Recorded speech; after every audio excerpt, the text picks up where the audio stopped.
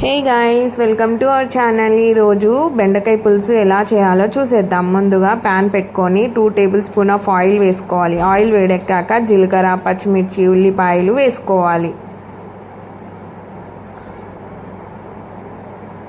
ఇప్పుడు కొంచెం తగినంత ఉప్పు కూడా వేసుకొని బాగా మిక్స్ చేసుకోవాలి.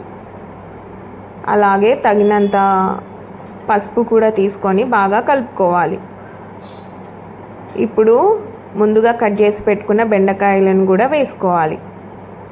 అలా 2 to 3 మినిట్స్ వరకు మూత పెట్టుకొని కుక్ చేసుకోవాలి. అలా ఉడికిన తర్వాతకి తగినంత కారం కూడా వేసుకోవాలి. కారం కూడా ఒక 1 మినిట్ వరకు కుక్ అవ్వాలి, కారం వాసన వెళ్ళే వరకు. సో మూత పెట్టుకొని ఒక 1 మినిట్ వరకు కుక్ చేసుకోవాలి. ఇప్పుడు ముందుగా తీసుకొని పెట్టుకున్న చింతపులుసు అయితే ఏదైతే తీసుకున్నామో అవి అందులో వేసేయాలి.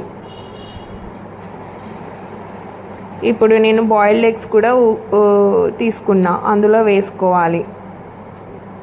అలాగే కొంచెం ధనియాల పొడి కూడా వేసుకొని మసలనివ్వాలి. సో అలా కుక్ అవ్వాలి. కొంచెం దగ్గర పడినాక కొంచెం కొత్తిమీర వేసుకోవాలి. అంతే, ఎంతో రుచికరమైన బెండకాయ పులుసు రెడీ. Please do subscribe.